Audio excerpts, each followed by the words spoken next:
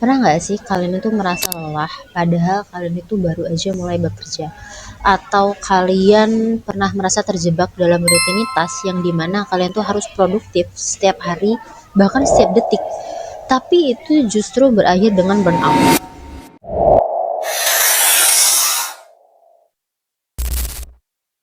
Fenomena ini sering kita lihat di dunia kerja modern, seperti tren di mana bekerja itu secukupnya saja karena merasa usaha kita itu tidak sebanding dengan kesehatan mental yang dikorbankan. Hari ini kita akan membedah tentang motivasi itu bukan sekedar dari kata-kata penyemangat, tapi dari sudut pandang sains dan data. Di saat kita merasa tertekan oleh deadline, tubuh kita tuh sebenarnya sedang bekerja keras. Secara biologis, tubuh kita tuh melepaskan hormon yang bernama kortisol.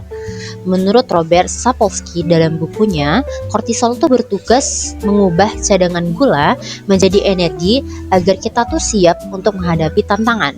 Jadi rasa tegang itu sebenarnya adalah cara tubuh kita untuk memberikan tenaga ekstra. Namun energi saja tidak cukup. Agar kita tidak cepat menyerah saat tugas terasa semakin berat, tubuh juga memiliki endorfin. Riset dari Booker tahun 2008 menunjukkan bahwa endorfin berfungsi sebagai pereda nyeri alami. Inilah yang membuat para pekerja bisa tetap fokus dan merasa kuat setelah melewati hari yang berat. Masalahnya, jika stres terjadi terus-menerus tanpa istirahat, sistem ini bisa rusak. Itulah mengapa istirahat itu bukan tanda seseorang itu malas, melainkan bagian dari mekanika tubuh agar hormon kita tetap seimbang. Itu banyak orang mengira motivasi itu hanya soal uang. Tapi teori self-determination dari Desi dan Riam tahun 2000 membuktikan hal yang berbeda.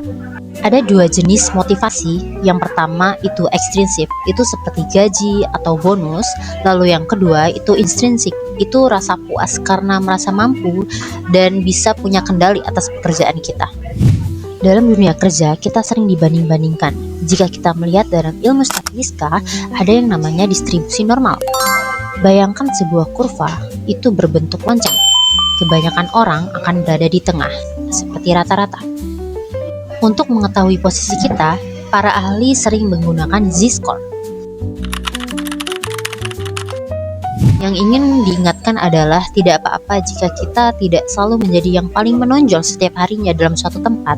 Yang terpenting kita harus menjaga konsistensi diri agar tetap berada di jalur yang stabil, lebih sehat dan tidak memaksakan diri daripada kita mencapai titik yang ekstrim yang justru merusak mental dan fisik kita. Jadi motivasi kerja sebenarnya adalah kombinasi antara manajemen energi tubuh, pemenuhan kebutuhan psikologis, dan juga pemahaman bahwa setiap orang punya ritme performanya masing-masing. Dalam dunia kerja, kita jangan hanya mengejar produktivitas, tapi kejarlah keberlanjutan. Pahami kapan tubuh kita itu butuh istirahat, temukan makna di balik tugas kita, dan jangan terlalu keras pada diri sendiri saat performa sedang berada di titik yang terendah. Dalam studi psikologi industri dan organisasi, pemahaman tentang motivasi ini bukan hanya untuk individu, tetapi juga menjadi dasar bagi perusahaan dalam melakukan perencanaan karyawan dan seleksi yang tepat. Dengan memahami profil psikologis dan motivasi calon karyawan, organisasi bisa bertahan penuh di era sekarang yang penuh dengan tantangan ini. Pada akhirnya, kesuksesan di industri modern itu bukan milik mereka yang selalu bekerja keras sampai mereka tumbang, melainkan milik mereka yang mampu mengintegrasikan logika sains dengan empati terhadap diri sendiri. Karena karir yang hebat dimulai dari mentalitas yang sehat. Saya Ayu Anugrah.